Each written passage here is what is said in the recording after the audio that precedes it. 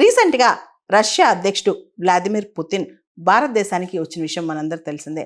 ఆ పర్యటనలో మన మోడీ గారు ఆయనకి అత్యద్భుతమైన ఆయన కోసం కస్టమైజ్డ్ గిఫ్ట్స్ కొన్ని ఇచ్చారు. అవేంటో ఒకసారి చూద్దాం. వాటికి చాలా ప్రత్యేకతలు ఉన్నాయని కూడా మనం చెప్పుకోవచ్చు అనమాట. మనం చూస్తే కనుక 23rd ఇండియా రష్యా యాన్యువల్ సమ్మిట్కి పుతిన్ గారు ప్రత్యేకంగా భారతదేశానికి వచ్చారు.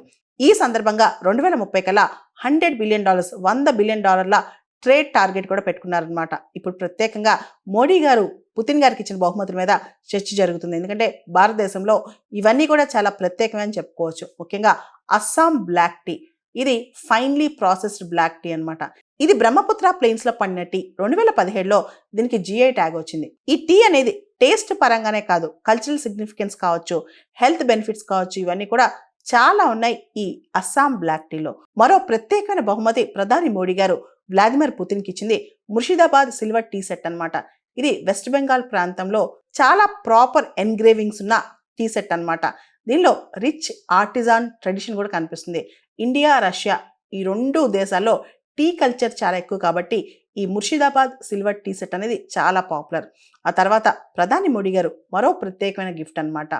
రష్యాలో ట్రాన్స్లేట్ అయిన రష్యన్ ఎడిషన్ భగవద్గీతని పుతిన్ గారికి బహుమతిగా ఇచ్చారు. మనందరూ తెలుసు, భగవద్గీతలో కృష్ణుడు అర్జునుడికి తన డ్యూటీ, తన కర్తవ్యం ఎలా నిర్వహించాలో చెప్తారనమాట. కర్మఫల సిద్ధాంతాన్ని కూడా చెప్తారు. అంతేకాదు లోక సంగ్రహాన్ని కూడా చెప్తారనమాట. ఇదంతా కూడా భగవద్గీత అనేది ప్రపంచాన్ని ఇన్స్పైర్ చేస్తుంది, ప్రపంచాన్ని గైడ్ చేస్తుంది. కాబట్టి శ్రీమద్ భగవద్గీతని రష్యన్ ట్రాన్స్లేటెడ్ వర్షన్ భగవద్గీతని మోడీ గారు పుతిన్కి ఇచ్చారనమాట. తర్వాత మనం గమనిస్తే కాశ్మీరీ సాఫ్రాన్ లోకల్గా దాన్ని కోంగ్ లేదా జాఫ్రాన్ అంటారనమాట. ప్రపంచంలోనే సాఫ్రాన్ అనేది కాస్ట్లీయెస్ట్ స్పైస్ అని చెప్పొచ్చు. చాలా డీప్ కలర్ ఉంటుంది, అరోమా ఫ్లేవర్ ఉంటుంది అనమాట. ముఖ్యంగా ఒరిజినల్ సాఫ్రాన్ ఇది. కాశ్మీర్ హైలాండ్స్లో దీన్ని రెడ్ గోల్డ్, ఎర్ర బంగారం అని కూడా అంటారనమాట. లోకల్ ఫార్మర్స్కి ఇది చాలా ఇంపార్టెంట్. అంతేకాదు దీనికి కల్చరల్ సిగ్నిఫికెన్స్ కూడా ఉంది. దాని తర్వాత ప్రైమ్ మినిస్టర్ నరేంద్ర మోడీ గారు పుతిన్ గారికి మరొక బహుమతి ఇచ్చారు. అదే hand crafted silver horse, Maharashtra ప్రాంతంలో తయారు చేసిన ఒక మంచి ఫైన్ మెటల్ వర్క్ అనమాట. మనందరికి తెలుసు, హార్స్ అనేది భారతదేశంలో రష్యాలో ఒక డిగ్నిటీ, ఒక వాలర్, ఒక కరేజ్కి గుర్తు అనమాట. సో ఫార్వర్డ్ మూవింగ్ పార్ట్నర్షిప్కి ఇది గుర్తు కాబట్టి ఈ హార్స్ ఇచ్చారనమాట.